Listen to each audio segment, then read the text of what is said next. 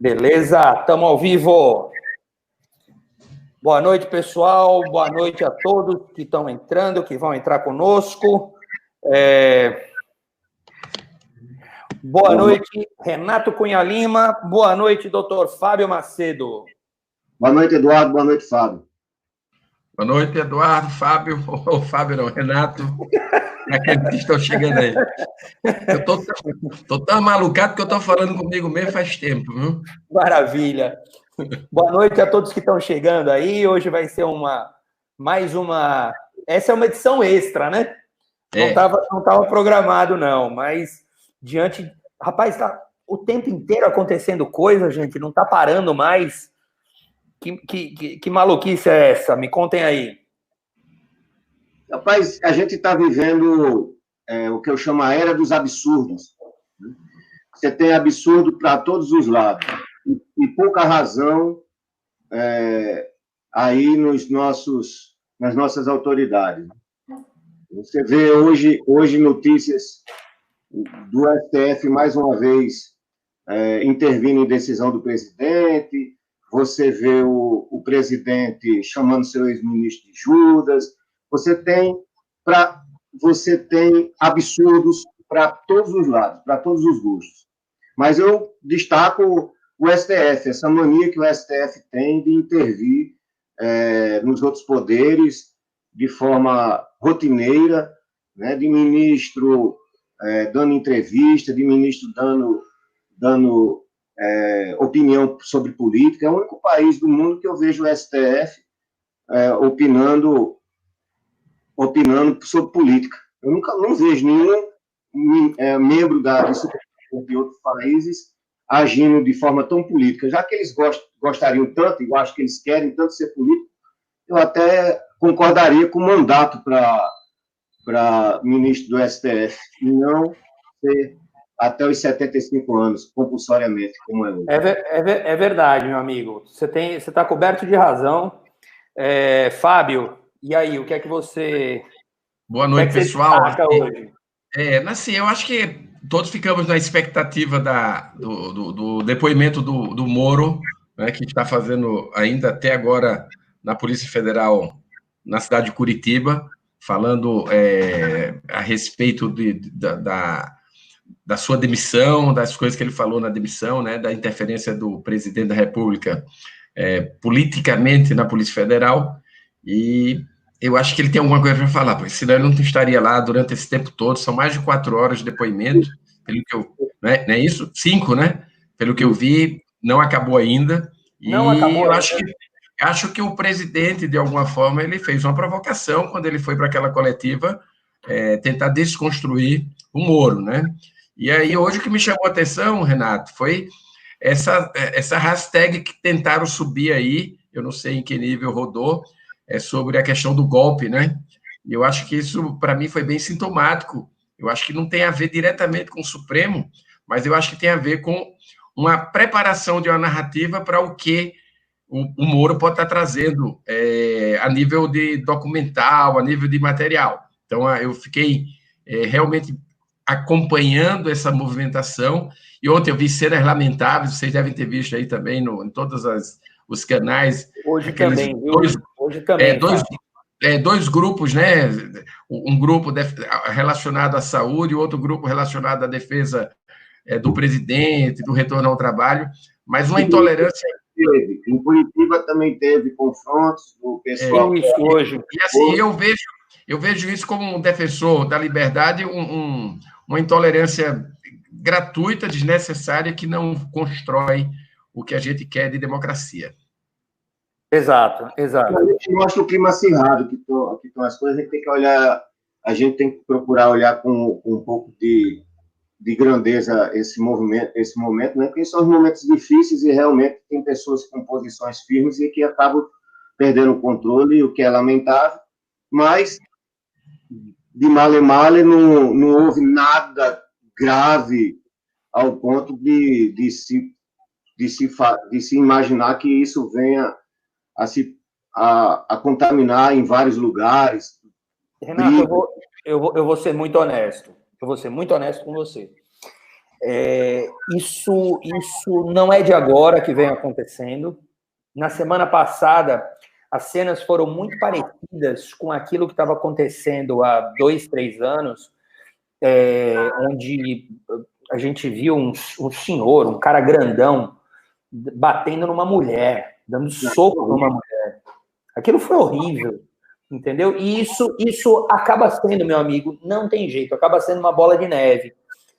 E antes, nós aqui apontávamos o dedo e dizíamos claramente: olha como a esquerda é autoritária, olha como a esquerda não aceita o contraditório. E hoje a gente está vendo aquelas pessoas que nós 3 fomos para a rua, né, democraticamente e pacificamente exigir a saída de uma presidente, depois fomos para a rua exigir a prisão do ex-presidente corrupto, entendeu? Sem nunca termos sequer levantado a mão ou gritado contra qualquer pessoa. E hoje a gente vê aquelas pessoas que estavam conosco na rua, entendeu? Eu falo conosco, não junto do nosso lado, que a gente conheça, mas em outras cidades que defendiam as mesmas causas que a gente defendia, agindo exatamente igual aquelas pessoas que a gente combatia, entre aspas, né? As mesmas ações que a gente era contra. Então, isso realmente me deixa meio triste e apreensivo, meu amigo. Triste e apreensivo. Essas seriam as palavras. Eu também. Deixa eu só dizer aqui, entrando no meu YouTube não, sinto, no meu Instagram, e eu queria convidar para todo mundo vir aqui para o meu canal no YouTube. É aqui que a gente está fazendo a live, tá eu, Renato Cunha Lima e doutor Fábio Macedo debatendo aqui, falando um monte de coisas. Chega junto aí. Só para fazer um comentário, depois o Renato fala, assim, eu acho que essa intolerância, para mim, ela é inadmissível.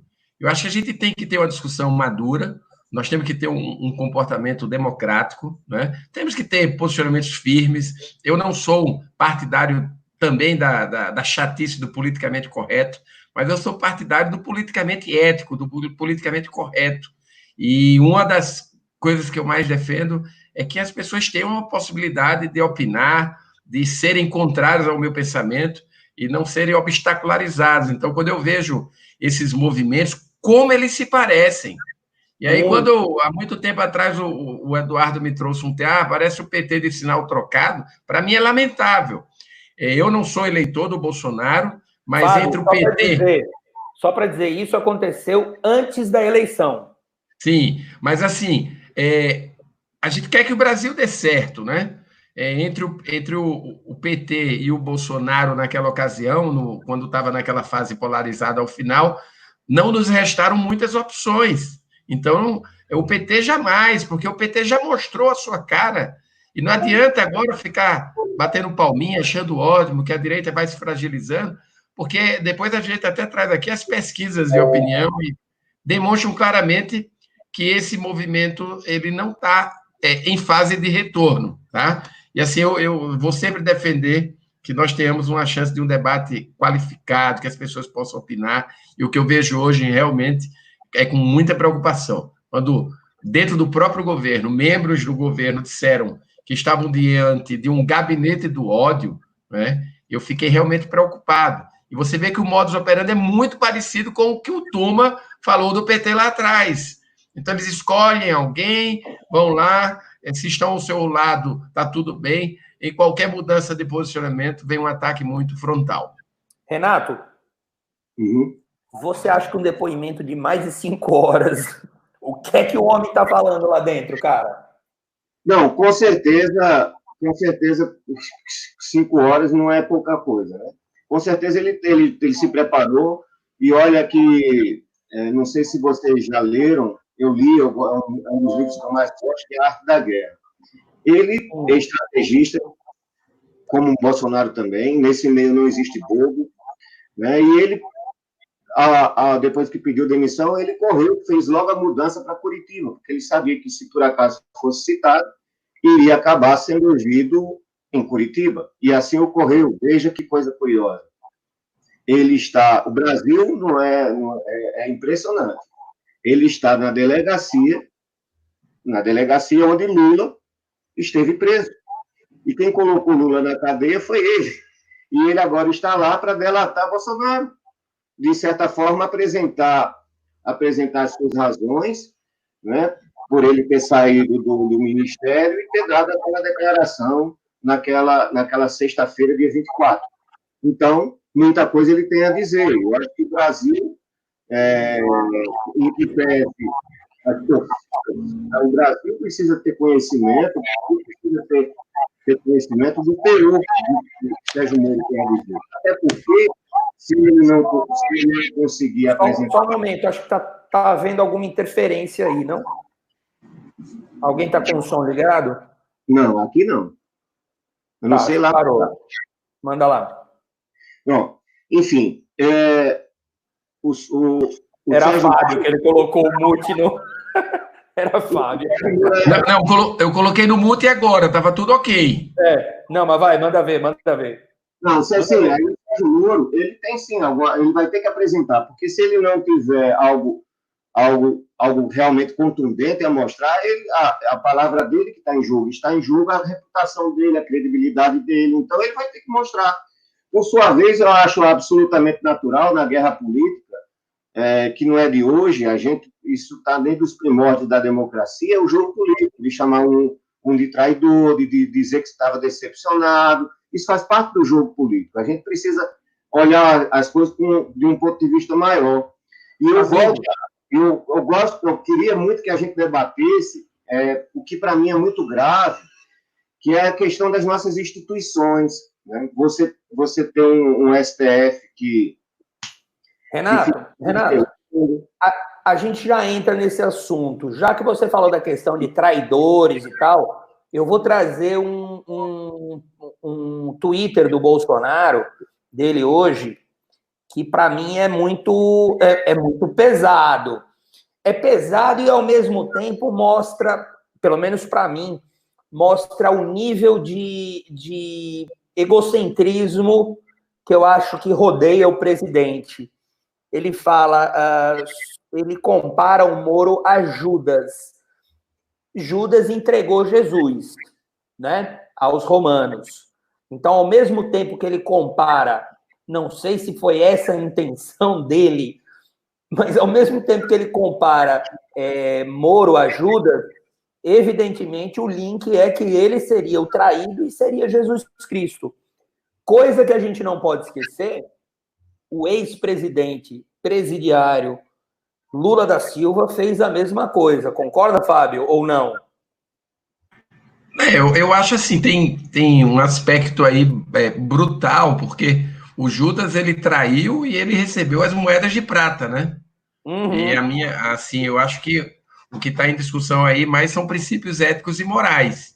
E eu não percebo o Moro como um traidor. Eu acho que o Moro, ele foi fiel aos princípios e valores dele, trouxe isso, já vem provavelmente há algum tempo tentando impedir que ocorresse essa demissão ou a nomeação ou interferência política do presidente. E aí alguns até trazem de maneira tosca que o Moro prevaricava porque se já tinha conhecimento sobre interferências, ele já deveria ter denunciado. Não vejo assim. Eu acho que a interferência ela acontece na hora que, se ele tivesse cedido. Como ele segurou até o último minuto, até o último momento, então, na minha visão, não houve nenhuma prevaricação. Ao oposto, ele tentou ao máximo, inclusive, com a atitude dele, preservava o governo, porque o governo tem ilhas dentro do governo que funcionam. Por exemplo, a economia liberal, com o Paulo Guedes e a equipe que ele montou, né? Do campo moral, apesar da falta de apoio, o Moro tentou instituir uma agenda anticorrupção, mas se você for analisar com frieza, sem paixões, todas as pautas que vão sendo encaminhadas ao Congresso no campo anticorrupção, relacionadas ao Moro, não andavam. Por que não andavam? Porque não havia interesse de andar, porque havia um flerte com o Centrão, em algum momento, para que o Centrão pudesse participar e colaborar com o governo. Então, o que eu vejo muito mais é esta preocupação, a gente não ter tido a oportunidade de que a agenda moral, anticorrupção, né, a prisão em segunda instância, o juiz de garantia, uma série de coisas. A limitação da delação premiada, para mim, foi um dos maiores ataques e uma das maiores omissões do presidente Bolsonaro. Outra coisa, Eduardo, o COAF, o Moro, ele se caracterizou na Lava Jato, e todo mundo sabe, segue o dinheiro. Então, ele tem um roteiro muito bem desenhado, até porque é um estudioso no assunto, e para seguir o dinheiro. Quando você segue o dinheiro, você segue a pista e você chega no crime com qualificação. Na hora que subtraíram isso, subtraíram em alto interesse. E aí, eu vou corroborar até com o Renato, muitos que têm, por exemplo, naquela época, membros do próprio Supremo foram... entrou com a ação suspendendo a investigação. Exatamente. E aí você vê um monte de gente no Congresso, com um monte de gente punido pela Lava Jato, denunciados, respondendo a processo. Então, quando eu vejo alguns extremistas ou extremados, eu acho que é a palavra até melhor, defendendo ações, vamos dizer, mais agressivas sobre o Supremo e sobre o Congresso, eu compreendo, eu posso não concordar, mas eu entendo as razões que estão no coração dessas pessoas, que não são menos brasileiros do que eu, talvez até sejam tanto ou mais, mas eu sempre vou defender uma reforma das instituições de maneira clara, dentro da regra do jogo. Se precisa fazer uma Constituição nova para aprimorar as nossas instituições, que venha o debate, qualifique o debate e vamos discutir isso com transparência. Não dá para que a gente fique num presidencialismo de coalizão que não funciona, né? Não dá para a gente ficar com vamos dizer, um modelo quase ditatorial do sistema judicional brasileiro. Isso é uma verdade. Nós não adianta encobrir, mas o sistema judicional brasileiro sofre de males tremendos e a meritocracia, até nos próprios julgamentos, não são valorizadas em detrimento às acomodações, aos contatos, etc. Isso é lamentável. Eu acho que o campo jurídico, os advogados, a OAB, deveria crescer o nível e cobrar mais meritocracia para que as teses jurídicas, de fato, fossem analisadas com conteúdo técnico e não pela pessoalidade que, lamentavelmente, as coisas no país são demonstradas. Ô, Renato, para exemplificar aquilo que você estava dizendo, deixa eu colocar uma notícia aqui sobre o Gilmar Mendes. Deixa eu compartilhar aqui com a gente. Olha aí que bacana. Gilmar Mendes acusa Moro de ter vazado delação de Palocci para beneficiar Bolsonaro. Quer dizer... Olha, veja só, ele tem... Gilmar Mendes está com voto pronto no processo que que vai julgar a suspeição de Sérgio Moro. A gente está na dependência do Celso de Mello, né? Como é que ele pode julgar? Como é que Gilmar Mendes tem isenção para julgar se ele dá uma opinião dessa? Que eu saiba, o magistrado, o juiz, o ministro, o desembargador, ele tem que falar sobre os processos que ele vai julgar nos autos. Mas Gilmar Mendes, eu acho que ele tem uma grande frustração. Eu acho que ele gostaria muito de ser senador da República, gostaria muito de ser político, porque como ele dá opinião política. Mas não só ele, né? Ele mais do que todos. Ele mais do que todos, né? Isso eu acho que é praticamente uma vocação dessa composição que dizem ser a pior composição da centenária história do STF brasileiro. É uma instituição, talvez, uma das mais antigas do Brasil, pública, instituição pública, né? Que muita gente diz que hoje temos a pior composição. Você tem ideia, você tem um presidente da Corte, que foi uma pessoa que não conseguiu passar num concurso público para juiz. E que o grande mérito dele foi ser advogado de Lula e do PT. Então, por aí você tira. Você tem ministros que ascenderam a essa condição porque foram, em algum momento da sua trajetória, amigos do rei. E isso coloca toda a democracia em risco. Quando o ministro Barroso vai no Twitter e se diz assustado com manifestações antidemocráticas, eu acho que falta para eles espelho, porque eles compõem um tribunal constitucional e que tem a jurisdição de julgar e condenar ou inocentar autoridades de foro privilegiado, e a exceção do mensalão, um ou outro gato pingado de casos, eles ousaram julgar, porque não, o Petrolão, eles não julgaram ninguém, acho que julgaram um ou dois, o resto eles começaram a quebrar, né, os processos. Não, e você tem ideia, Renan Calheiros responde um processo há mais de 15 anos, Aécio Neves responde uma meia dúzia de processos, entre outros tantos, a boa parte do parlamento, aí você começa a entender como o sistema está viciado. Boa parte do parlamento atual, do Senado e da Câmara, tem processos no STF. Veja como é pesado. E o STF, ao não julgar, ele praticamente passa a controlar, através de ameaças veladas, ou diretas, ou indiretas, sei lá como, passa a controlar o parlamento. E, por isso, o parlamento se acovarda toda vez que o STF se arvora de legislador. Como tivemos aí tentativas de aprovar o aborto via STF, através do ministro Barroso. Você tem uma série de situações. Hoje mesmo, eu acho que o mesmo ministro Barroso impediu uma decisão do presidente da República em relação aos diplomatas venezuelanos.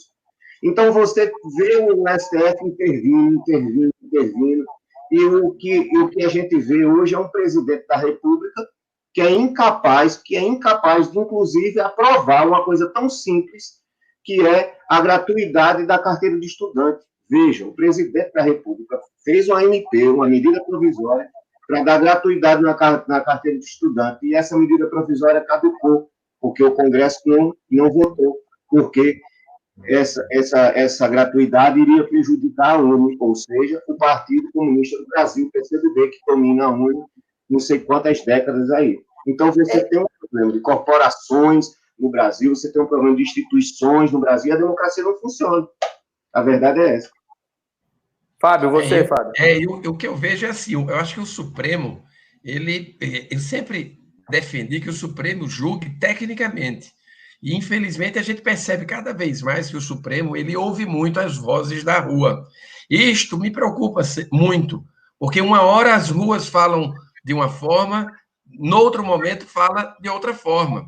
E os julgamentos, eles deveriam ser técnicos, avaliar, trabalhar junto à Constituição e ser eminentemente técnico. E acho que essa interferência política, esse endeusamento que o Supremo Tribunal muitas vezes se incorporou, ele precisa de um limite. Eu acho que o limite precisa o respeito aos poderes, né? E esta inter-relação. E aí eu faço uma provocação para vocês, que enquanto a gente tiver um modelo onde os tribunais eles sejam praticamente uma escolha do Executivo, com um referendo do Legislativo, no caso, no Supremo, do Senado Federal, eu não tenho dúvida que estes ministros eles ficam muito amarrados aos seus apoiadores iniciais. Então, eu acho que esse modelo ele não vai funcionar, não está funcionando, e ele vai precisar ser discutido, tá? Ele vai precisar ser discutido ou através de uma PEC ou através de uma reforma constitucional. Existe PECs nesse sentido, inclusive uma PEC que trata de mandatos de 10 anos para ministros do STF. Né? Exato. Eu acho, Renato, só aproveitando o gancho, eu acho que isso é fundamental. A minha impressão é que o modelo que está criado gera um poder absolutista no judiciário, né? Principalmente a nível dos tribunais. E isso não é bom, porque nós defendemos sempre a renovação, mas quando você vai nos tribunais, algumas vezes você vai ver, por exemplo, o cara sair na compulsória de 75 anos, né? E, lamentavelmente, quando você vai em alguns tribunais estaduais, filhas de ministros do Supremo, por exemplo, que assumiram o cargo de desembargadores, com todo respeito, com todo respeito, sem o menor cacuete intelecto produtivo que as levassem a um cargo de tanta importância. E aí você começa a entender que o país precisa avançar de maneira tranquila, pacífica, de maneira tranquila. O judiciário brasileiro, ele é o poder menos democrático que temos. Vejam só, a minha família é cheia de advogados, eu convivo com advogados, eu vivencio o meio jurídico há muitos anos. E eu vou falar uma coisa aqui que não é novidade para ninguém. Para se ganhar uma ação, não necessariamente você precisa ser inocente ou ter um bom direito. Basta você ter um bom advogado. E, geralmente, esse bom advogado custa muito e tem parentesco com os julgadores.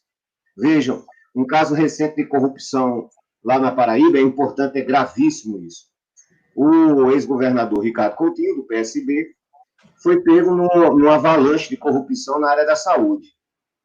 E foi determinada a prisão dele pelo desembargador do TJ da Paraíba, Ricardo Vital, foi dada a prisão preventiva dele. Ele contratou o ex-ministro do STJ e colocou para o seu irmão Coriolano Coutinho os filhos do presidente do STJ, Luiz Otávio Noronha. Os dois estão em casa hoje.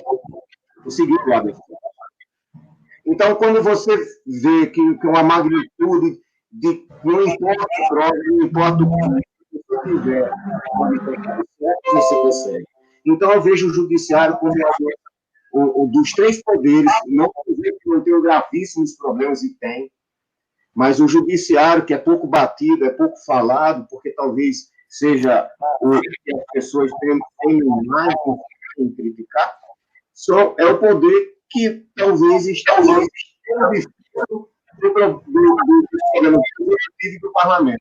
Porque se o STF fizesse seu papel constitucional, seu papel, não existiriam tantos parlamentares em processo em julgamento, sem julgamento, parlamentares acusados, sem julgamento, e não haveria tantas pessoas candidatas, seja prefeito, seja governador, seja senador, seja presidente da República, com passados sombrios na área do campo ético. Então, a gente está falando de ética, em vez de a gente estar discutindo políticas públicas na área de saúde, segurança, tudo, a gente bate a volta e volta, dá um passo para trás e volta a discutir o plano ético. E o plano ético muda de esquerda, sai para a direita e a gente volta a discutir o plano ético, porque o judiciário não funciona, porque ele não faz o seu papel.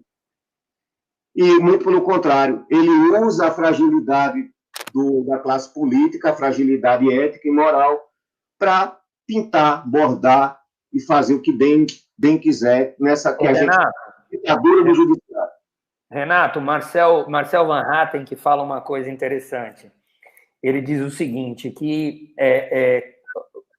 quando o Congresso, isso foi no caso, se eu não me engano, daquele problema do julgamento da questão da homofobia, se seria considerado crime, se não seria, ele acabou sendo relacionado ao mesmo crime de racismo, né? O STF definiu isso, e o Marcel falou uma coisa interessante, porque o motivo do STF ter abraçado a causa e ter levado isso a julgamento foi que o Congresso não debatia o tema e não colocava em votação. O que é que o Marcel falou? O Marcel falou simplesmente o seguinte: quando o Congresso resolve não debater sobre o processo, não definir o assunto, não decidir pelo assunto, é porque o Congresso decidiu que aquilo não é importante para aquele momento. E quem manda, quer dizer, quem deveria mandar, né, que não é o caso, seria o Congresso. E a gente vê outras pautas sobre isso. Essa questão do aborto essa semana é isso, a lei do aborto está lá. O que eles estavam querendo, eles abraçam a causa e vão decidir sobre algo que já está decidido.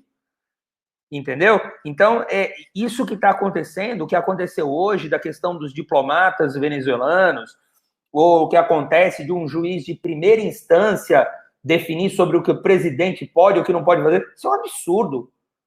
Isso é um absurdo, isso é uma monstruosidade. O Renato sumiu aqui. Diga aí, Fábio.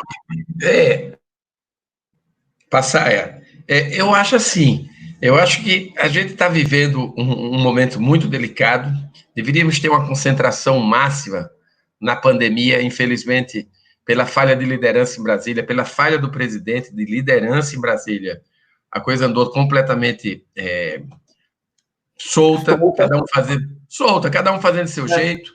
Caiu o ministro da Saúde, claramente por uma vaidade do presidente, porque viu que o ministro estava ficando grande. Até porque o Tai que está aí não tá fazendo nada diferente do que o Mandetta estava fazendo, né? Não, não tem como. Porque o modelo que foi discutido foi um modelo que leva em consideração diminuir a questão do caos. Mas vamos voltar para o tema hoje. Então, você tem um governo que está sempre encontrando crise, o presidente parece que tem um problema de ordem psiquiátrica que tem que estar guerreando toda hora, como se ele estivesse numa guerra do Vietnã, e ele tem que estar guerreando. Você me falou, existe um negócio nesse na psicologia, psiquiatria, né? Um termo. É síndrome do desafiador, sei lá o que tem. O certo é assim, quando um presidente não consegue passar 2, 3 dias sem ter um inimigo oculto. E isso, para mim, é muito preocupante. Por quê? Porque a política, Eduardo, é uma arte de jogar pontes, né? As pontes, elas podem ser jogadas, alçadas, de forma ética, de forma transparente, sem precisar fazer um jogo deletério à sociedade ou aos cofres públicos. Mas quando você tem um presidente que se elege com 57 milhões de votos, e às vezes acha que ele é o detentor, o dono de 57 milhões de votos de pessoas, ele não está fazendo uma análise racional. Não quero dizer que o presidente não tem um grande apoio popular, tem. E aí, por isso, que, inclusive, alguns que defendem o impeachment, na verdade, o impeachment é um julgamento político, não é? Totalmente. E não há ambiente político, ou perda de popularidade do presidente, que justifique o impeachment. Porque o impeachment não é apenas uma questão técnica. Você sabe que Dilma caiu por uma pedalada fiscal, né? Mas se tivesse um ambiente político... Aliás, se ela tivesse feito um acordão ali com Cunha, de não persegui-lo ou não discutir com ele lá naquela questão do comitê de ética, muito provavelmente a Dilma terminaria o seu mandato. Tá? E terminaria com o Brasil. Então, assim, se você for analisar, o impeachment é um julgamento político. Eu acho que o presidente ele vai perdendo a legitimidade, ele vai perdendo porque ele não alça pontes. E aí, ao invés de alçar pontes, ele usa o seu gabinete, que o povo chama de o gabinete do ódio. Aliás, esse nome quem criou não fomos nós, esse nome foi criado pelos próprios membros do governo, né? E é utilizado pela mídia de direita, você pode dizer assim, um antagonista, o Poder 360, uma série de veículos que não são tidos como os de esquerda. Então, assim, infelizmente, toda hora tem que se criar uma causa, um problema, e isso não faz bem. Assim, eu acho que a gente, por exemplo, para negociar com o Congresso, para as pautas aprovarem, você tem que se aproximar, sim, conversar, dialogar. Você não tem que vender a alma ao diabo, né? Mas você precisa, só para concluir, Renato, você precisa jogar pontes.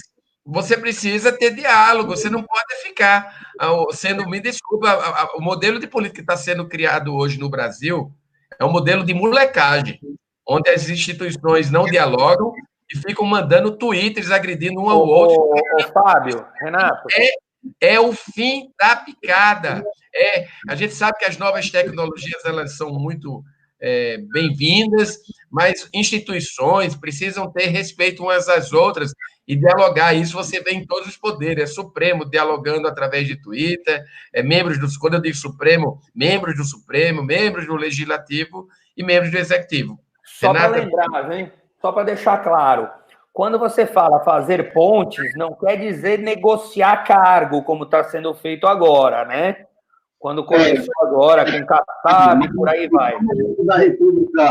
Em qual momento da nossa República que houve isso que nosso querido Fábio fala em pontes, sem ser em tomar lá da cá, sem ser... Em qual momento de 88 para cá que houve isso? Não, nenhum. O João Vitor Lopes está perguntando se a gente é contra ou a favor do impeachment. Eu, pessoalmente, sou contra o impeachment. O Brasil não pode. Imagine que a gente vive hoje uma crise do Covid, que não é só uma crise sanitária, mas econômica, talvez com certeza a maior crise econômica. Renato, travou? Então, deixa eu entrar, Eduardo. Então, sobre o João Vitor, assim, enquanto o Renato consegue voltar, primeiro, não existe materialidade ainda que caracterize um crime do presidente. Eu acho que está no campo ainda das discussões, das investigações, mas só para ficar claro, o impeachment é um julgamento político, né? Não vejo um ambiente nem no Congresso, nem a nível popular para definir um impeachment sobre o mandato do presidente, tá? Isso não significa dizer que as coisas não possam mudar. Essa questão de ser a favor ou sou contra, do ponto de vista moral, se há crimes graves, do ponto de vista de ataque à Constituição, moralmente, o presidente ou qualquer presidente pode sofrer o impeachment. Mas eu repito, o impeachment é um julgamento político e tem que ter os elementos que confluam para que esse impeachment seja apoiado. Primeiro, apoio popular, perda de apoio do Congresso, né? E um crime bem materializado, que hoje não existe um crime materializado. O que tem são denúncias que estão sendo em objeto de investigação, né? Mas mesmo com um crime caracterizado, João Vitor, e aí o Renato fala em seguida, que ele voltou, mesmo crime caracterizado, esses elementos têm que andar juntos. Não agora, Fábio, isso daqui, presta atenção. Perto de uma lavatória. Eu não tenho a menor dúvida disso. Não, perfeito. Agora, isso daqui para vocês, cadê? Deixa eu tirar aqui. Isso daqui para vocês não caracteriza crime? Ainda não. O que é que seria crime para você, tirando a partir disso daqui, Renato? Que merece investigação. Isso, exatamente. Isso mesmo. Eu acho que a gente está diante de uma... Na verdade, veja o que aconteceu com o Moro. O Moro, ele mostrou uma justificativa da sua saída. A maioria dos brasileiros não interpretaram aquilo sob nenhuma hipótese, sobre uma agressão ao presidente, mas justificando a nação brasileira, como num momento tão dramático, numa pandemia, etc., como é que ele estava saindo. Eu não tenho dúvida que a saída dele foi uma saída dolorosa para ele, para o Brasil, para o governo, né? E que não foi algo, na minha visão, com todo respeito, algo pensado para desconstruir ou desmobilizar o governo. Para mim, claramente não foi. Agora, às 17 horas, o presidente fez uma coletiva e chamando-o de mentiroso. E aí, um homem que abriu mão de um cargo de juiz federal, abriu mão de uma aposentadoria e tal, ele sentiu na obrigação de se defender. E naquela defesa, eu sempre fiz esse comentário com os meus amigos e familiares. No primeiro momento, por exemplo, eu não teria mostrado aquele print da Carla Zambelli, mas eu mostraria o do presidente.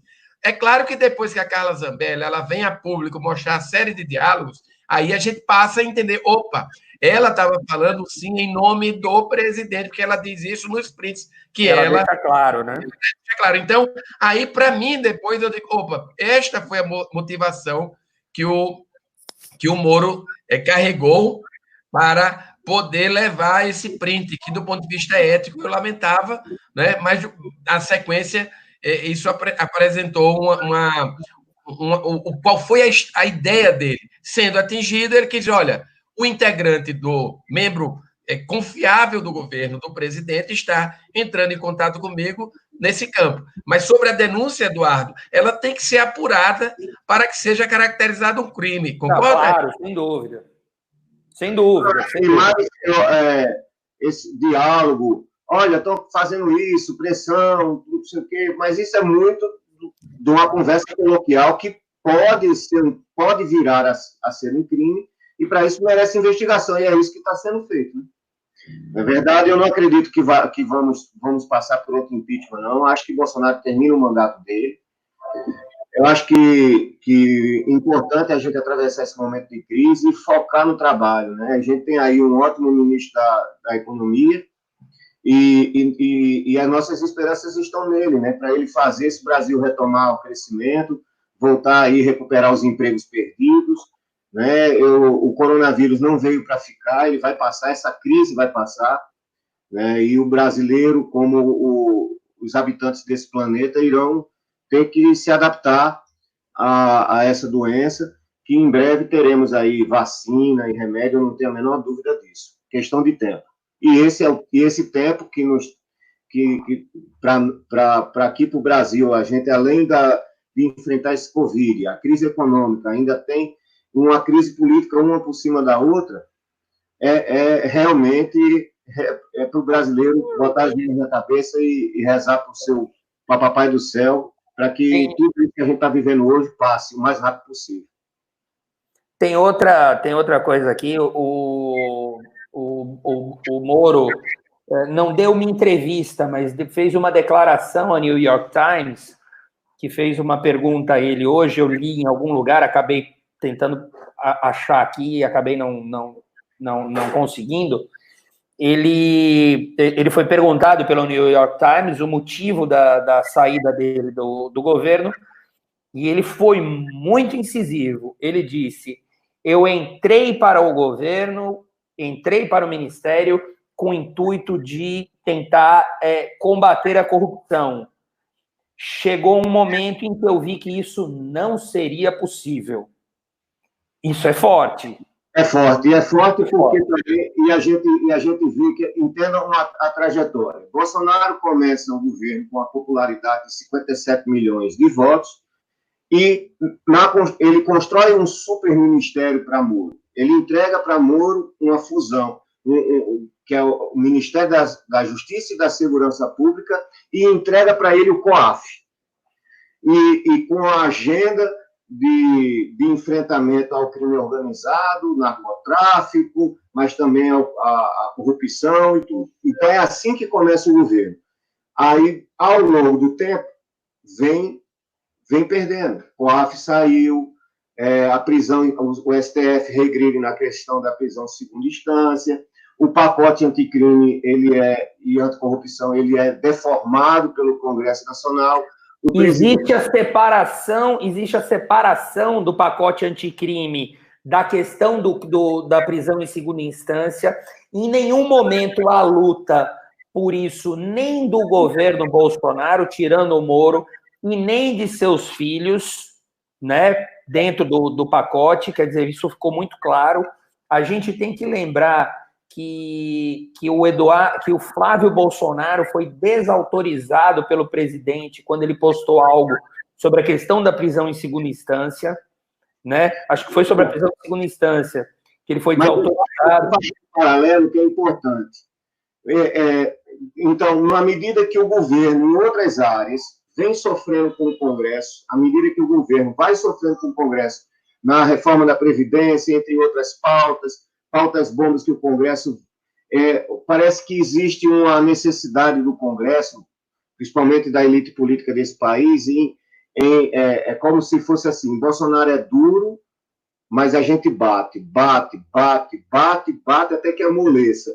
E um dos temas, e uma das vezes que eu me toquei muito, ficou muito nítido nisso, foram as agressões de Rodrigo Maia diretamente a Sérgio Moro, as ofensas diretas chamando ele que era uma cópia, que o projeto dele era uma cópia, era um Ctrl-V do projeto se não me engano, do Alexandre de Moraes. E então, você acompanha... E não eram iguais, né? Muita coisa batia, sim, ok. Mas não eram iguais, não. Então, ao longo do tempo, você vem vendo o desgaste do governo Bolsonaro em paralelo com o enfraquecimento do combate à corrupção. Então, no meu entender, isso tudo volta ao nosso sistema de presidencialismo de coalizão, que o presidente, seja ele qual for, ele não consegue implementar a agenda pelo qual ele foi eleito, porque ele se defronta com o Congresso, que vai sempre lhe cobrar o preço por cargos, o preço por natos de poder. Você vê um STF que acaba protegendo essas figuras com problemas jurídicos dentro do parlamento. Então, você começa a ver decantando. Até que chega o ponto da visão política, vamos sair um pouco da visão jurídica, a visão política. Chega um ponto que, Moro, o que é que eu estou fazendo aqui? Larguei 22 anos de magistratura, empenhei meu nome, minha reputação, depois do processo da Lava Jato, a este governo, e este governo tem o que me oferecer agora? Nada. Então, ele sai, e, no meu ponto de vista, ele se coloca como alternativa política ao país, e hoje, queira ou não queira, aquela polarização que vem nos norteando já há 20, desde o PSDB, passando por Lula e Dilma, hoje a gente pode perceber o fim dessa polarização, porque teremos aí três grandes forças políticas, queira ou não queira.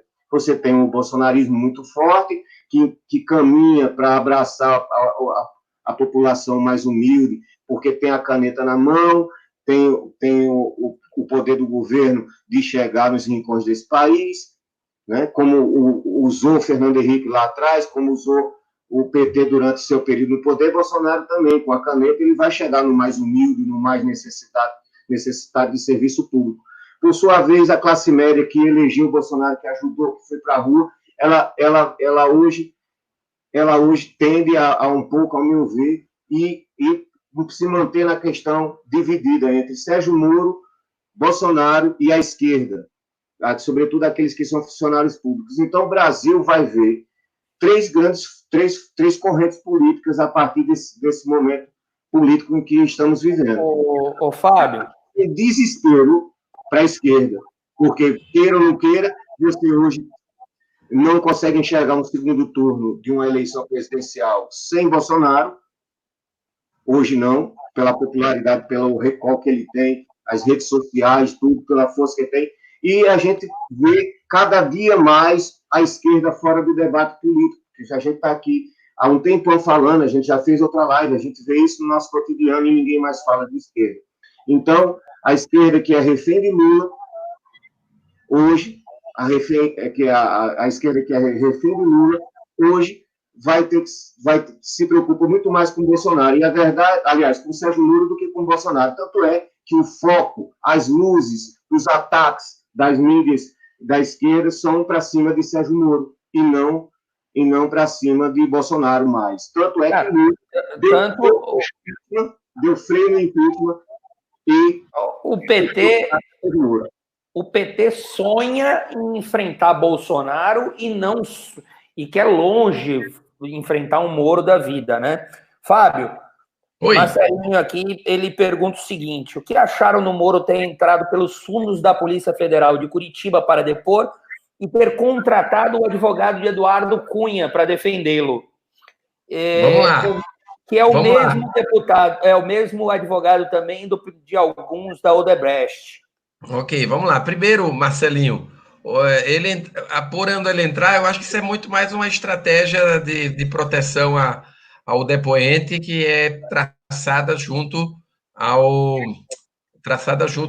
com a própria Polícia Federal. Acho que isso aí não, até porque lá fora estava tendo porrada, coisa mal educada, né? Apoiadores e detratores. Então, isso, eu acho que o Brasil precisa, Marcelo, de respostas. O presidente ele foi agora está no nível de uma acusação de que ele tem interferências políticas no governo, desejo de interferência política na Polícia Federal. E eu acho que se caracterizou quando o Ramagem ele foi colocado como o novo diretor da Polícia Federal. Aí a gente pode discutir se o Alexandre de Moraes teria capacidade para fazer o que fez, na minha opinião, sim, principalmente porque se havia uma suspeita de que havia uma interferência do presidente numa ingerência política na Polícia Federal, nada mais do que normal de que esse processo fosse, através de uma liminar, fosse interrompido. Então, nesse ponto de vista, a minha impressão é muito clara. Os fatos precisam ser esclarecidos. A gente tem que deixar do lado a paixão. Essa saída do Bolsonaro, do Moro, ela é um prejuízo para o Brasil. Para mim, o Moro jamais deveria ter aceitado ser ministro da Justiça do governo do Bolsonaro. Para mim, é um erro primário dele. Mas ele fez o seu próprio julgamento e já deixou claro que a intenção dele era, como a Operação Mãos Limpas na Itália, ela definhou após o que aconteceu. O que o Moro pensou, e disse isso claramente nas suas entrevistas, é que ele estando dentro, ele gostaria de tentar melhorar a estrutura a nível das leis, né, dos instrumentos que possam assessorar a busca dos corruptos, para que a Lava Jato não termine com a saída do Moro. E aí ficou muito claro isso, que dentro do governo ele não conseguiu avançar com as pautas que ele assim determinou. Então, esse é um ponto. O fato de ter entrado pelas portas de fundo, isso é mais uma narrativa criada no gabinete do ódio, que eu já vi que dispararam. Advogado. E qual a sua opinião? Sobre o advogado, Renato e Marcelinho, eu não o conheço. Se ele tem um notório saber e é um advogado de boa qualidade técnica, eu não vejo motivo nenhum de contratar, levando em consideração que o Moro precisa trazer explicações, e a forma que o Aras fez, vocês todos sabem que o meio jurídico condena, que não foi tecnicamente errado, mas não é o modo adequado, mais corriqueiro de se executar. Você tem um cara que é um denunciante, mas entrou um viés ali claramente intimidatório. Aliás, o próprio Moro já deixou claro, e o Aras já respondeu invertendo de novo, parece uma luta de judô, dizendo que ele não aceita interferência de organizações ou de intimidações. Quer dizer, na verdade, hoje, quem está desprotegido? Você tem o Estado com muita força, o presidente, a maior autoridade do país, a AGU totalmente fortalecida, você tem um novo ministro da Justiça, e a minha preocupação, e deixo aqui com muita clareza, e deixo isso publicamente, é que o Moro ele precisa de proteção, ele precisa que possa externar tudo o que ele tem, mas que ele tenha garantia total da sua integridade física. Integridade física. O que estão fazendo com ele nas redes sociais, através do gabinete do ódio, da narrativa de desconstrução, eu lamento muito. E aí não pouparam nem a mulher dele. Fábio, Renato, só para ilustrar um pouquinho aqui, só para enriquecer aí o debate de vocês dois. Até agora, quem não mentiu, tá? Quem não mentiu, a pessoa pode discordar de como foi falado, se ele deveria falar ou não falar, se ele deveria ficar quieto e encobrir os fatos. Isso é debatível. Para mim não é, tá? Para mim não é, porque princípios e valores estão sempre acima de tudo. Mas isso é debatível. Mas quem não mentiu até agora, tudo que ele falou foi comprovado, foi o Moro. O Moro falou, eu estou saindo porque eu não consegui, eu vi que não daria para enriquecer as pautas anticorrupção. Resultado, não conseguiu. O próprio Bolsonaro cortou as asas dele em várias situações, né? Ele falou que saiu porque haveria a partir daquele momento, foi cruzada a linha onde haveria, a partir daquele momento, influência política no seu ministério. Tá aí, aquele print prova. Se aquilo vai ser considerado prova ou não, se aquilo vai ser considerado crime ou não, é outra coisa. Ele falou que não estava negociando o STF com o presidente. O Bolsonaro foi lá e disse, ele está negociando. Ele foi lá, mostrou o print, mostrou, prezada, não estou à venda. Então, quem não mentiu até agora foi ele, tá? Aí, se ele é oportunista, como o Glaucio fala aqui em algum ponto, que ele foi oportunista e tal, aí é outra coisa, entendeu? Aí é posição pessoal, é opinião pessoal, passa longe de ser fato ou não, tá? Agora, o que estão fazendo realmente nas redes sociais é do mesmo nível ou pior do que o PT fazia. Do mesmo nível ou pior. Acredito até que seja pior. E aí eu já comecei a chamar, porque o pessoal estava chamando de bolsopetismo. Para mim, não, porque o petismo morreu. Ainda sobrevive o lulismo. Então, para mim, criou-se o bolsolulismo. É o bolsolulismo, é a mesma coisa, são siameses. A maneira de se tratar as pessoas está sendo idêntica. Quer dizer, se você discordar, se você levantar a voz contra o ídolo maior do negócio, você vai ser morto. Você vai ser decapitado de uma forma nas redes sociais, a sua moral, a sua folha vai ser apagada. Isso é um absurdo, cara, o que estão fazendo. Bom, deixa eu falar um pouco da pergunta do Marcelo, que ele falou do advogado. Algum advogado ele teria que contratar, não é? Imagino que todo advogado que trata nesse meio tem advogado para alguém que tenha cometido algum crime. Então, algum advogado ele tem que correr. Agora, veja só a picardia da notícia, né? Sérgio Moro contrata o mesmo advogado de fulano e tal. Ou seja, ele teria que contratar um advogado. E outra, e que bom, né, que ele pode, que no Brasil ainda se pode contratar um advogado, que se pode ter alguém que vá defender. Eu não conheço, por exemplo, nenhum outro processo onde houve tanto direito de defesa como o processo de Lula, que ele recorreu ao Supremo mais de 200 vezes, em mais de 200 petições ao STF. Então, eu acho até uma maluquice quando falam em cerceamento de defesa. Agora, Sérgio Moro não pode contratar um advogado, seja ele quem for, e o advogado só advoga para alguém que está precisando de um advogado. Né? E ele, no caso, fez uma denúncia ao sair do Ministério da Justiça, que abriu um inquérito e ele foi acompanhado de um advogado.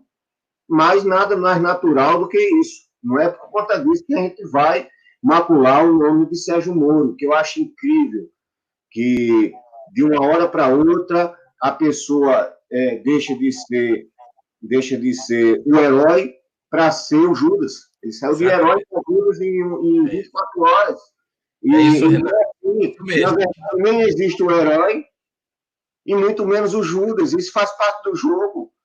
As pessoas, no momento que ele achou que não deveria permanecer no ministério, saiu e explanou porque saiu. O presidente incomodado foi lá e o chamou de Judas. Isso faz parte do jogo. O jogo político é esse. O que a gente precisa é que as instituições funcionem e funcionem de forma democrática. Eu sempre bato nessa tecla porque eu vejo que no Brasil as instituições elas não estão funcionando e por isso eleva até o clima de acirramento, porque você não vê clareza, você não vê segurança nas decisões jurídicas, você não vê segurança jurídica nas decisões. Deixa eu fazer uma pergunta para os dois. Primeiro para o Fábio, depois para o Renato. Sim ou não, tá? E a justificação. Sim, não ou talvez. Tô sendo bonzinho com vocês. Agora, a justificativa eu queria que fosse rápida. Tá bom. Tá? Vamos lá, Fábio. Moro candidato a presidente. Esquece se é pelo Novo ou não, tá? Moro candidato a presidente em 2022. Você vota nele? Sim, não ou talvez? E por quê? Para mim, primeiro? Primeiro você, Fábio. Eduardo, primeiro, eu não vou dizer nem sim, nem não, nem talvez, porque é um cenário... Caramba, eu te dei tanta chance. Me dê outras opções. Se tiver um candidato do Novo, muito provavelmente vou votar num candidato do Novo. É assim, primeira coisa, eu sou defensor do Novo, porque eu acredito em princípios e valores. Eu não acredito em figuras de culto à personalidade, seja Moro, Bolsonaro, João Amoedo, Eduardo, Renato ou Fábio Macedo. Eu defendo ideias, princípios e valores. Eu fui apresentado esse projeto e achei absolutamente magnífico. Magnífico. Então, o que me chamou mais atenção foi o modelo de governança, onde você tem separação entre os poderes, o mandatário e o candidato. E o mais importante para mim é que não temos culto às pessoas. Então, por exemplo, o Moro pode vir para o Novo, não pode? Depende, primeiro dele. Segundo, se ele vier como filiado, ok, é ficha limpa, não tem por que não entrar no Novo. Como candidato, a coisa muda, Moro e qualquer um que está no governo, porque a gente tem um processo seletivo. Nós temos um estatuto. Se quem vier tiver interesse em seguir os nossos princípios e valores do nosso estatuto, e até o Renato hoje no privado aqui me provocou, se o Moro vier, eu duvido que vocês não mudem o estatuto para ele. Já está feita a aposta, uma garrafa de vinho, até 60 pau, né? 70, não vou muito mais do que isso, não, porque para mim vinho mais não muda muito o meu paladar. Esse dólar alto aí, o vinho. Agora, porque... É sangue de boi, viu? Com esse dólar alto. Muito. Mas só para, Eduardo, você entender, porque para nós o mais importante são os princípios e valores. Então, se o nosso candidato traz, por exemplo, no jogo político, o Renato trouxe aí, só vão ter 3. Então, vamos falar um pouco. Eu discordo, Renato. Eu acho que, primeiro, é prematuro para a gente fazer conjecturas futuras. É óbvio que o cenário de hoje, uma pesquisa, é um retrato da situação de hoje. Mas está claro também que existem outros candidatos. Por exemplo, o João Amoedo, ele pontua em todas as pesquisas. Vamos dizer o seguinte, era um cara que não tinha nenhum conhecimento do povo brasileiro.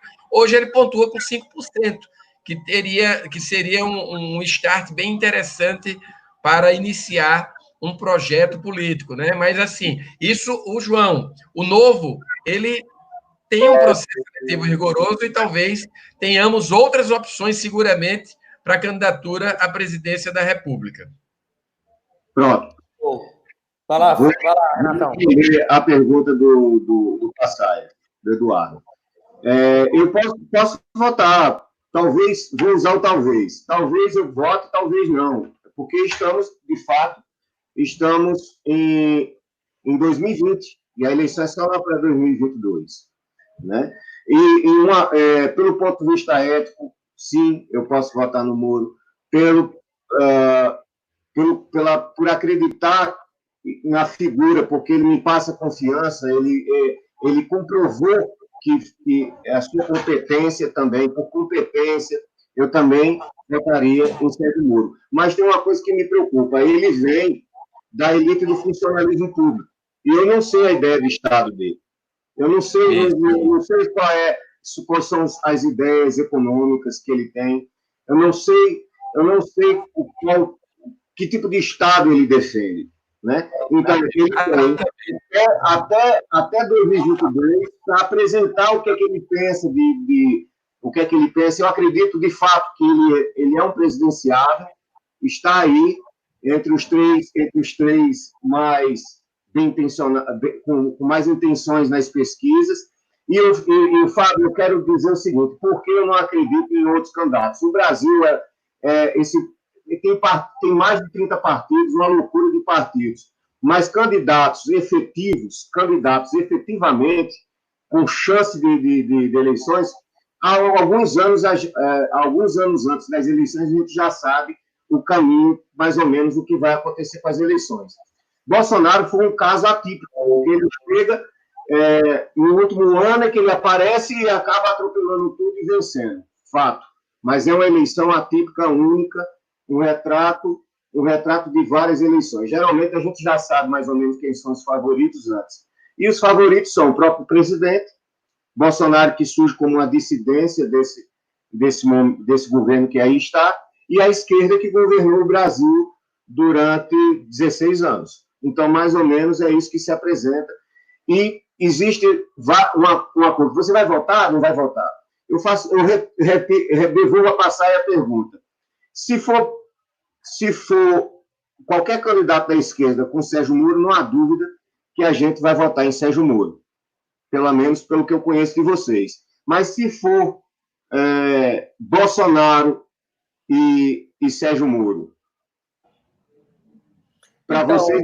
Não, eu estou tranquilo em falar com relação a isso. Eu vou muito pelo início da sua explicação. Mas deixa eu deixar a pergunta do Estado. Eduardo, a grande pergunta é a seguinte: vocês acham que o petista vai votar em quem? Se no segundo turno... Ele se mata, velho. Ele se mata. Ele vai fazer assim, ó. Não, eu não tenho dúvida que o maior inimigo do PT é o Moro, não é o Bolsonaro. A gente tem que fazer um retrospecto para quem está nos ouvindo. O Bolsonaro era um deputado há 27 anos, com mandato a nível estadual e federal. Era um deputado de baixo clero. Era um deputado que contra ele não pairavam nenhuma suspeita, e como não paira, pelo menos até o momento, de atos ilícitos no campo da corrupção. Já não posso dizer o mesmo com os seus filhos, tá? Agora, uma coisa que a gente tem que entender claramente: o Moro, com a Lava Jato, trouxe uma expectativa para o Brasil, construir um Brasil longe do PT. Infelizmente, estou vendo até o Glaucio aqui fazendo algumas considerações com um tom mais agressivo, e eu respeito completamente, mas se você for analisar, se não tem a Lava Jato, nós caminhávamos para uma Venezuela. Então, quem trouxe essa perspectiva da gente conseguir colocar uma cleptocracia toda para ser, vamos dizer, destruída moralmente, porque a gente não pode esquecer que o PT trazia um discurso moral muito forte, tanto é que enganou muita gente. Muitos votaram no PT não por serem socialistas ou esquerdistas, mas por acreditarem no discurso moral, ético, que rapidamente foi desconstruído. Então, o ponto número 1 o Moro trouxe isso para a gente ter essa possibilidade. Quando eu digo Moro, não vamos criar o culto à pessoa. A Operação Lava Jato, que tem o Judiciário, tem também o Ministério Público, aliás, que fez todo o trabalho. Então, a Lava Jato trouxe essa perspectiva de colocar na cadeia pessoas poderosas, nunca visto no país. Então, a expectativa política futura ela foi construída em cima disto. Então, hoje, porque o Moro pode ter feito algo que desagrada a alguns e quererem rasgar o currículo dele, tudo que ele fez pelo país, não me parece razoável. Eu tenho convicção absoluta de que muitos que estão ainda inflamados com isso estão porque estão assustados com a esquerda. Mas eu sou da fala do Renato, a esquerda, PT saudações, é perda total. A gente vai ter uma temporada que nós não vamos caminhar com a esquerda protagonista. Ela vai ser um elemento ali de 15%, 20%, 25% no máximo. Só deixa... Renato, só um momento. Ela perguntou se Luciano Huck tem alguma viabilidade. Eu não enxergo. Só para dar satisfação para o... Beleza, bem lembrado. Foi o Marcelo que perguntou. Também não. Eu acho que os atores principais aí, para mim, são os que você já citou hoje. A gente não pode esquecer também que alguém de dentro do próprio governo também que consiga sobreviver ao gabinete do ódio também pode protagonizar. E aí o Paulo Guedes poderia ser um nome também, não é? Não tem muito traquejo político, acho que não tem. Se o Moro não tem, imagina ele. Não é fácil. Eu acho que uma chapa Paulo Guedes e Moro seria uma chapa com muita dificuldade de negociar, de discutir e tal. Mas, assim, eu queria trazer uma discussão que eu acho que existe um ambiente, sim, para um candidato que venha com perfil liberal, com princípios e valores fortes. Porque o fato do Bolsonaro... O Bolsonaro, na verdade, pessoal, ele foi eleito em cima de um discurso liberal que não era dele.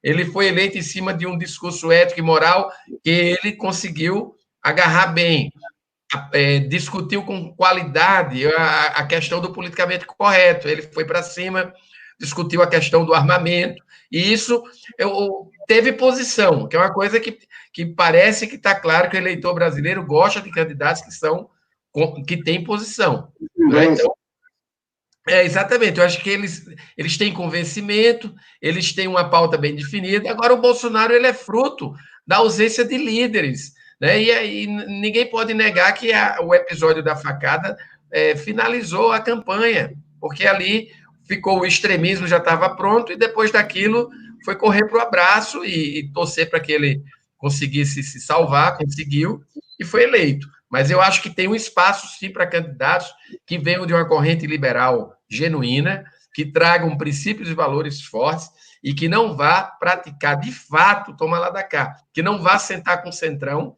para discutir cargos de primeiro, segundo ou terceiro escalão. Eu acho que a gente pode construir um país diferente, mas uma lição que eu acho que a gente tem que aprender, mesmo aqueles que votaram no Bolsonaro, não podem negar que elegeram deputados terríveis ao seu lado. E o Partido Novo, ele trazia um grupo de candidatos, tanto no nosso estado como em outros estados, magníficos. Tanto é que os melhores deputados, junto com outros tão muito bons que tem lá, como o Pedro, como eu acho que o Kim, etc. Eu acho que tem deputados que vão fazer a diferença. Eu acho que o Brasil ele vai avançar, não é na velocidade que o Renato gostaria. É Paulo Martins, né? Paulo Martins também, né? Tem o... Boa, eu não vou trazer nomes como um todo assim, mas tem muita gente boa. Eu acho que é patente quando você tem candidatos tão bons que se destacam tanto lá, como o Van Hatten, como o Pedro, como o Mitrô. Cara, é de dar gosto. E você diz, poxa, o Brasil tem jeito. Eu acho que o que a gente precisa é acabar paixões, discutir princípios e valores e aspectos ideológicos que você coaduna. Se você tem um perfil liberal, tem que trabalhar para trazer para a política pessoas liberais. Essas pessoas trabalham, né? Trabalham para caramba, que é quem sustenta o país. Então, os caras têm que trabalhar muito. Então, mas eu acho que a gente tem que trazer pessoas do bem, não precisa ser só pelo Partido Novo. O Partido Novo é uma plataforma aberta para pessoas decentes participarem da política, mas nós somos influenciadores. Não adianta mais a gente querer discutir uma política. Você é a favor da candidatura avulsa? Eu sou a favor, o Novo também é a favor. O que nós sofremos, Renato, para fundar um partido foi uma coisa absurda. 5 anos lutando, correndo atrás de assinatura, cartório, gastando uma fortuna. E aí eu tenho uma gratidão enorme a João Moedo, porque eu acho que o João, além de tudo, um homem decentíssimo, um cara que criou um partido do zero junto com seus amigos. Nós conhecemos o projeto somente em 2014, mas, assim, é um projeto muito bem desenhado, né? É um projeto que é uma plataforma para trazer para a política pessoas que estavam tão desiludidas. Por isso que eu sou a favor que o presidente da República tenha logo o partido dele. Poderia ser desburocratizado. Agora, eu sou a favor que pode ter 200 partidos, mas nenhum com R$1 de dinheiro público. Eu duvido quantos partidos sobreviveriam se tivessem que pagar recursos. Contribuímos. Então, o problema não é ter muito partido, o problema é ter muito dinheiro público dos pagadores de impostos para esses partidos.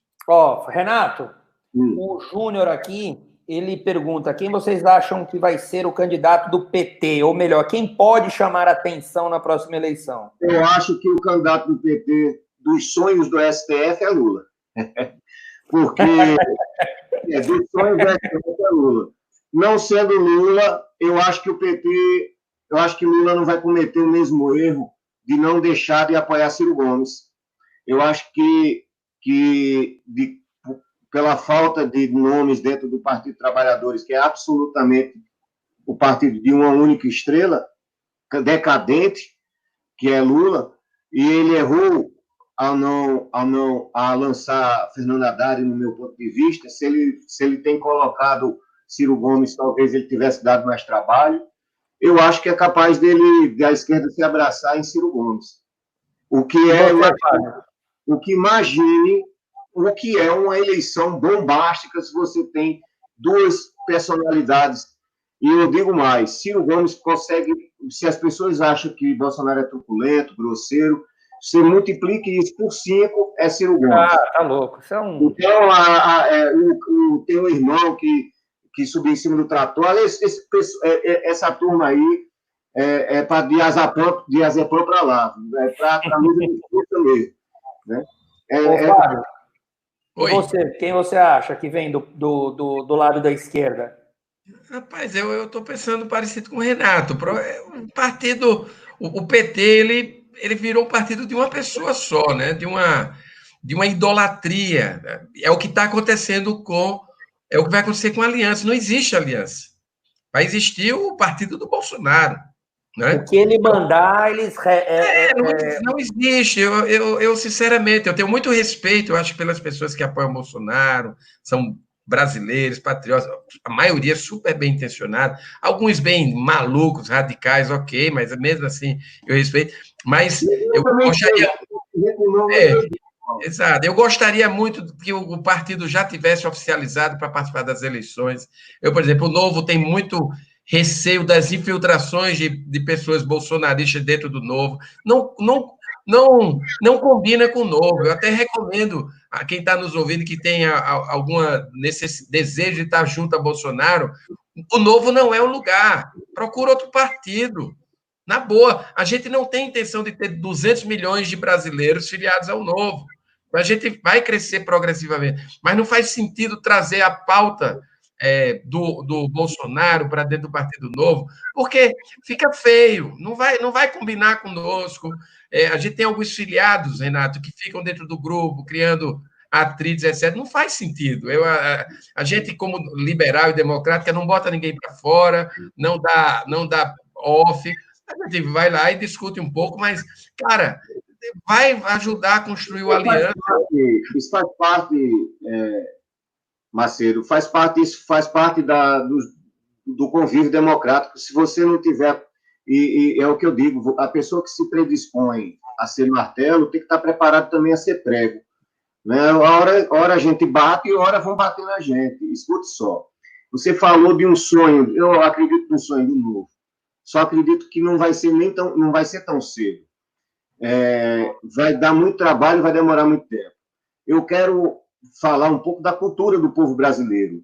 Então, aí o governo pagando essa ajuda emergencial e o que a gente vê nas filas, nas aglomerações, na frente de Caixa Econômica Federal, na frente de Casa Lotérica, demonstra bem o retrato do nosso povo humilde, povo brasileiro, que conhece a política,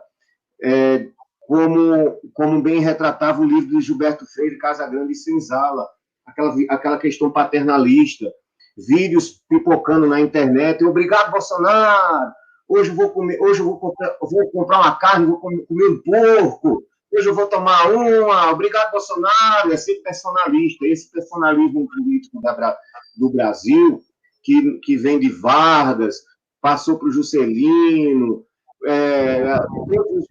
o populismo brasileiro, isso você perder mudar essa cultura do personalismo político para a questão do debate das ideias que o Novo quer trazer, uma coisa mais programática, isso não é do dia para a noite, isso demora gerações, e eu acho válido, eu acho importante que exista, mas eu vejo o Novo distante de um protagonismo por conta desse distanciamento da realidade com o sonho. Eu não estou dizendo que se deve abandonar o sonho. Importante, fundamental. Eu, para mim, considero a bancada do Novo na Câmara Federal a melhor bancada da Câmara Federal. Eu já disse isso em várias oportunidades, mesmo tendo minhas críticas a Amoedo, ao Estatuto do Novo e tudo. A qualidade da bancada é infinitamente superior às demais, porque ela é programática, ela tem norte, ela tem sentido, tem ética, ela é feita de deputados muito bem preparados, mas existe uma diferença, uma distância cultural. A gente hoje ainda vota nas pessoas, a gente não vota nos partidos. Se aqui tivesse nós três, fôssemos disputar uma eleição da Prefeitura de Natal, o candidato Passai, o candidato Fábio e o candidato Renato. E, em algum momento, as pessoas não iriam olhar pela cultura nossa no que o Fábio pensa, no que o Passaia pensa, e nem no que o Renato pensa, mas sim na questão da personalidade da pessoa. Olha, ele é mais forte, ele é mais incisivo, o outro é mais calmo. As pessoas vão se identificando com as pessoas e muito pouco com as ideias. Isso é lamentável, e isso a gente vê na história da política nossa aqui do Rio Grande do Norte, também na Paraíba e também em outros estados, e no Brasil isso se repetindo. A minha felicidade com o Novo é que o Novo prossiga nessa luta, mas eu só não Perdão, só para fazer um comentário. É exatamente isso. Eu acho que se a gente não plantar e se a gente não trouxer essa discussão com mais maturidade, a gente não vai avançar. Então, o Novo, ele criou essa discussão, trouxe para dentro da esfera política princípios e valores mais sólidos, quebrando com um modelo que não funciona. Então, é isso que a gente precisa fazer, né? Trazer pessoas para discutirem isso, porque você diz, a gente não vai conseguir a curto prazo. Tá bom, é verdade. O caminho é mais difícil, porque a gente não vai se coligar aqui com o Zé Agripino, não vai se coligar aqui com o Garibaldi, com o Henrique Alves. O nosso caminho é um voo solo, é solitário. Mas qual é a vantagem? É seguro. Como é que a gente vai trazer para a política uma pessoa que muitas vezes está bem na sua vida, organizada, como sugerido aqui, nomes de empresários, né? Se o cara pode vir para um ambiente que é perigoso, com lamaçal, com uma série de coisas inadequadas. Então, nós criamos esse modelo exatamente para trazer para a política pessoas que queiram construir um projeto de longo prazo. Mas se a gente continuar imaginando que o projeto ele não pode ser atingido, ele pode, dentro do ritmo, como você bem diz, da maturidade do eleitor. O que nós precisamos fazer como cidadãos do bem e que queremos... Nós somos os alienígenas, né? Que queremos que as pessoas participem mais da política, é exatamente construir um ambiente para que as pessoas participem. Se não no Partido Novo, em outro projeto político que abra mão de dinheiro público, que não permita que o cara seja candidato ad eterno, que transforme política em profissão, que não tenha senso cívico de cidadania. Então, eu acho que este é o caminho, não tem outro caminho. Com essa confusão toda, a continuidade da polarização, a gente sofre, é óbvio que... Qual é a ideia da polarização, Eduardo? É acabar com tudo que está ao redor. Porque o debate fica nós contra nós, diminui o debate. Olha, a Fátima Mello diz que é preciso modificar nossa cultura com relação à política. Olha, eu fico feliz quando eu vejo pessoas falando isso, quanto mais pessoas falando que tem que mudar, que tem que melhorar, eu fico muito feliz com isso, sobretudo porque o Luciano Huck falou, para mim, uma grande asneira, que ele disse que o Brasil, a política brasileira tem que mudar de cima para baixo. Aí eu entendi, de cima para baixo quer dizer o quê? Que os políticos vão escolher o povo? Quer dizer, é o Estado dizendo como a política deve... Quer dizer, o cidadão vai votar. Mantém como está, né? Mantém como está, o status quo é esse. Não, e a gente já vive um país que por onde você olha, você se esbarra numa corporação. Uma corporação que vai defender ferrenhamente as suas pautas, mas ninguém defende a pauta do Brasil. Ninguém defende a pauta do Brasil. O OAB defende a pauta dela, o CRM defende a pauta dela, os sindicatos defendem a pauta dela, mas ninguém pensa no Brasil. Não, você falou desde o início, você falou um negócio no início que mata a charada.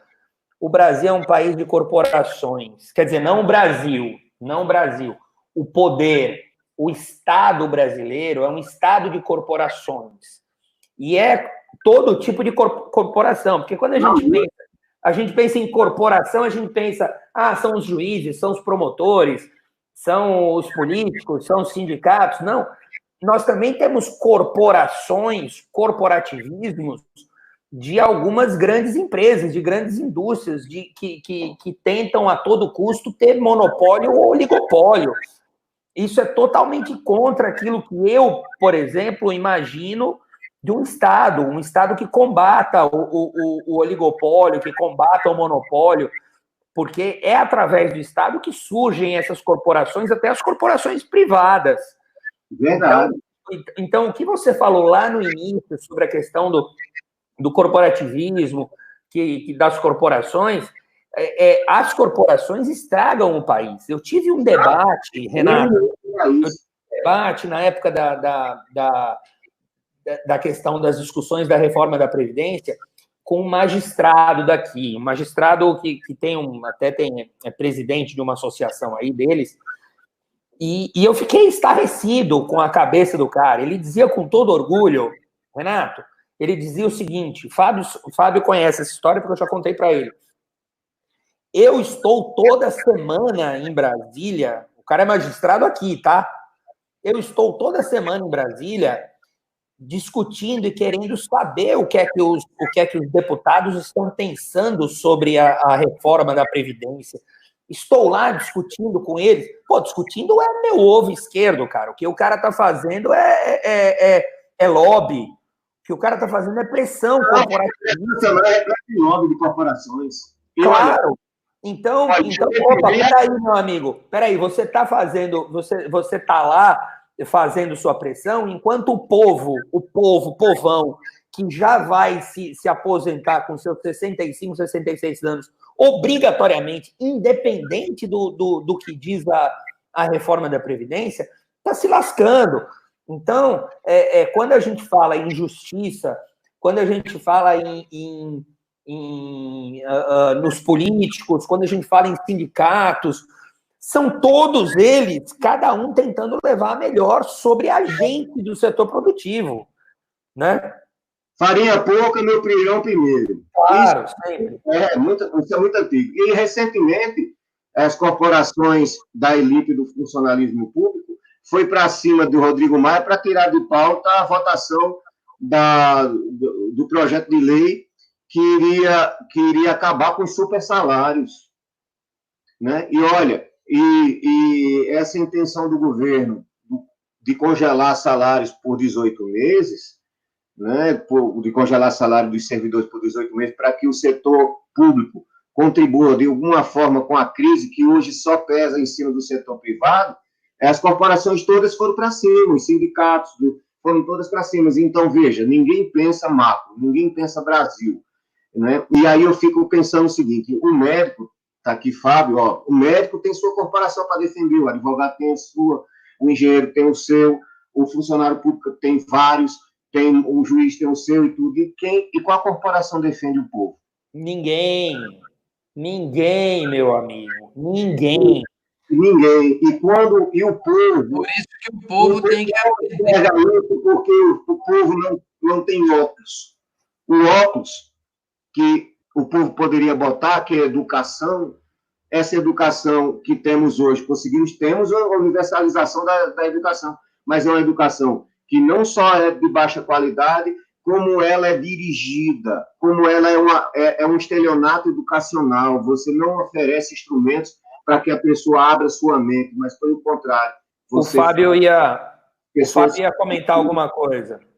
Diga, Fábio. Não, é isso mesmo. Eu acho que a gente tem um país construído de maneira aos avessos, né? As corporações públicas, principalmente, elas ficaram muito agigantadas, uma máquina estatal gigantesca. Nós, cidadãos comuns, estamos carregando isso, e as corporações não querem dar sua contribuição. Então, quando se discute, por exemplo, São Paulo, a Assembleia Legislativa aprovou redução em 30% do salário dos deputados e servidores da Assembleia. Né? Eu mandei um Twitter para o deputado Ezequiel, para que ele capitaneasse aqui no Rio Grande do Norte a mesma ação, para apoiar o Estado, para apoiar os cidadãos. A iniciativa privada sofrendo horrores, né? Essa estratégia maluca, que não teve estratégia, e aí eu culpo, sim, o governo federal, a gente abre o debate, se for o caso, mas desde o início eu disse, falta de liderança a nível nacional vai gerar um problema sério. Cada governo vai querer fazer do seu jeito, vai querer aparecer e tirar o seu quinhão político. Fora isso, as corrupções que estão sendo denunciadas em cada cidade, em cada estado, a respeito do uso de recursos públicos. Aliás, o Zema está dando um show em Minas Gerais, né? E para nós não é surpresa nenhuma, levando em consideração... Inclusive no trato político com o presidente da República, porque ele foge desse debate menor, que os governadores do Nordeste caíram nessa esparrela, né, desse debate político que só prejudica o povo. Né? Zema tem dado um exemplo, inclusive, no trato político com o presidente da República. Eu acho sim. De alto nível, eu acho, inclusive, assim, eu acho que você trouxe o Zema aí, eu tenho transparência em falar o que eu acredito. Eu acho que o Zema se comporta como um bom político, apesar de ter pouca experiência na política, mas talvez pela sua característica mineirinha do interior e tal, eu acho que ele não entra em bola dividida, às vezes até taxado por um lado ou por outro de isento, né? Agora, quem não quer entrar em bola dividida é isentão. Eu acho que o cara pega um governo falido pelo PT, pelo PSDB, esculhambaram aquilo lá, tá fazendo um trabalho magnífico. Aí vem Brumadinho. Puta, lá vai o cara tomar conta daquela crise lá de Brumadinho. Depois ele vai tomar conta da série de coisas.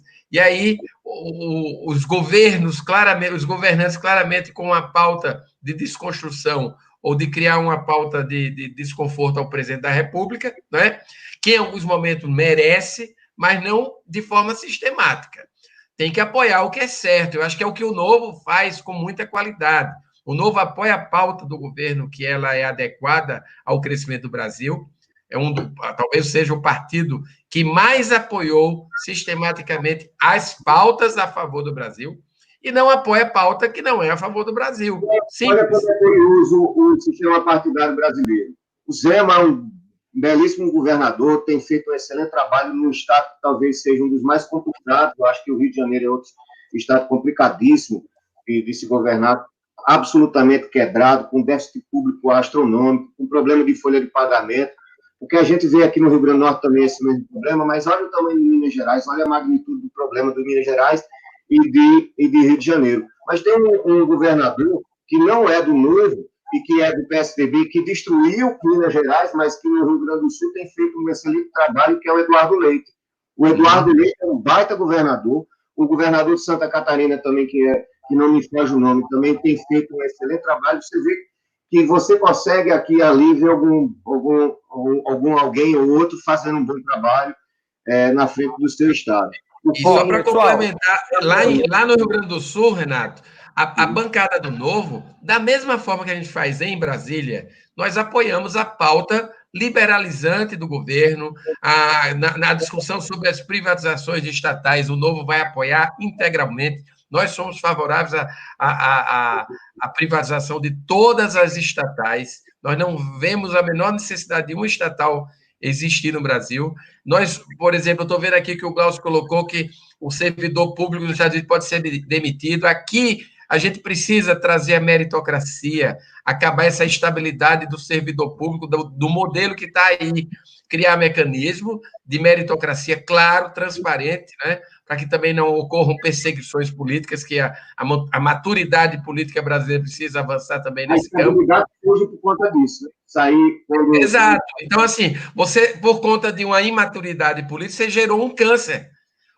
Porque a falta de meritocracia no serviço público gera um psicopata, um cara que trabalha no serviço público com muita força, e tem muitos que fazem isso, é quase taxado pelos seus pares como um psicopata.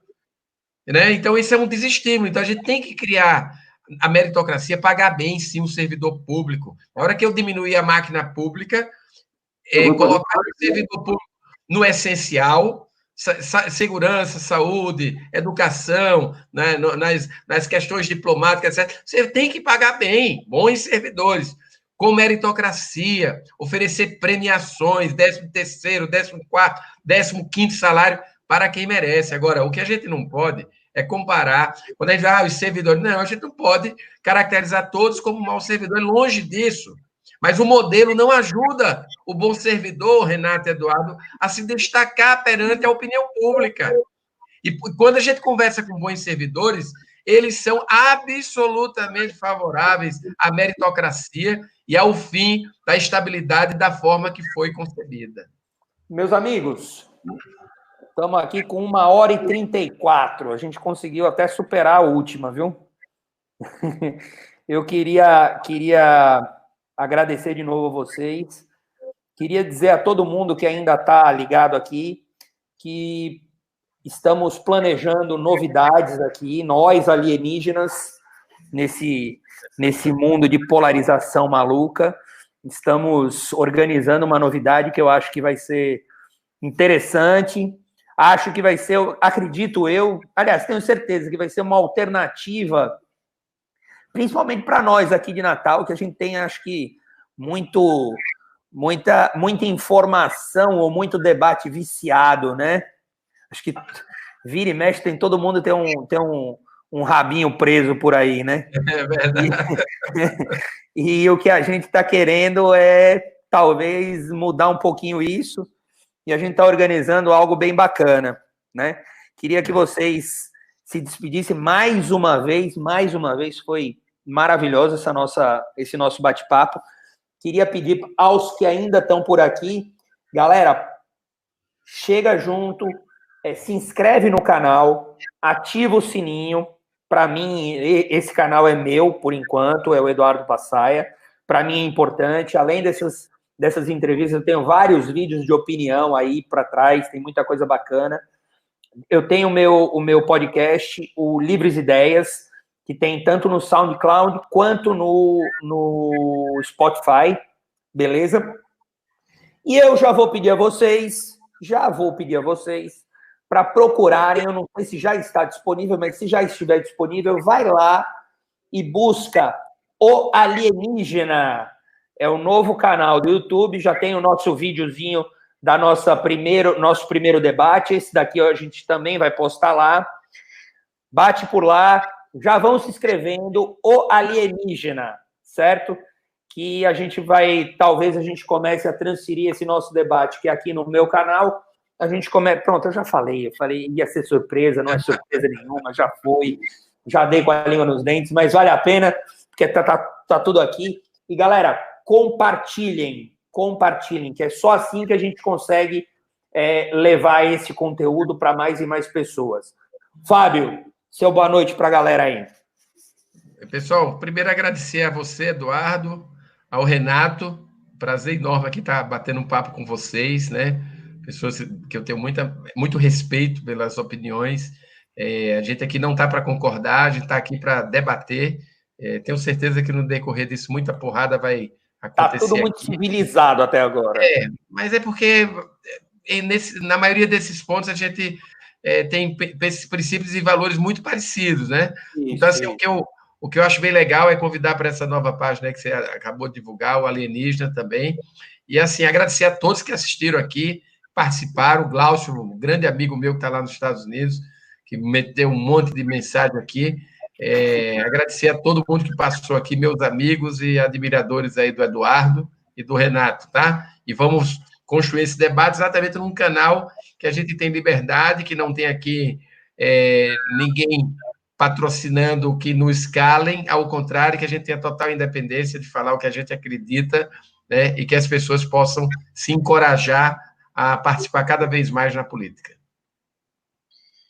Fábio e Passaia, excelente, obrigado, agradecer também a todos que nos assistiram, né? Eu acho que esse é um canal de debates onde a gente vai ter oportunidade de debater muita coisa interessante, não só do ponto de vista da política nacional, mas também da política local. Em breve vamos trazer aqui questões locais, como o plano diretor, eu acho que a gente venha discutir pautas como essa, pautas locais e falar também da nossa grande política brasileira, que tanto nos traz motivos para debater todos os dias, porque ela é incansável de nos trazer crises e polêmicas e visões divergentes de todos os lados. Agradecer a todos. É aquele negócio, né? E a gente está sempre acostumado à crise, porque a gente nunca sai dela, né? Acho que a gente acabou, no dia que não tiver crise, eu acho que a gente vai ter crise de abstinência. Pessoal, eu agradeço demais a vocês dois. Sempre um prazer estar debatendo com vocês, figuras inteligentíssimas e extremamente do bem, extremamente bem intencionadas, querendo realmente um país, um Rio Grande do Norte, uma Natal melhor, um ambiente que seja civilizado e correto, que para a gente eu acredito que seja o início da revolução que o Brasil precisa. Revolução, ela sem armas, né? Revolução intelectual, revolução democrática, isso, algo que venha de dentro mesmo e transforme o país culturalmente, moralmente, eticamente, e eu sei que isso que a gente está fazendo aqui, hoje, sendo para poucas pessoas, por enquanto, eu acredito que seja uma das maneiras que a gente tem para que a gente consiga nos doar a esse propósito. Obrigado, viu, gente? Obrigado mesmo. Boa noite. Até a próxima. Valeu. Obrigado, hein? Valeu.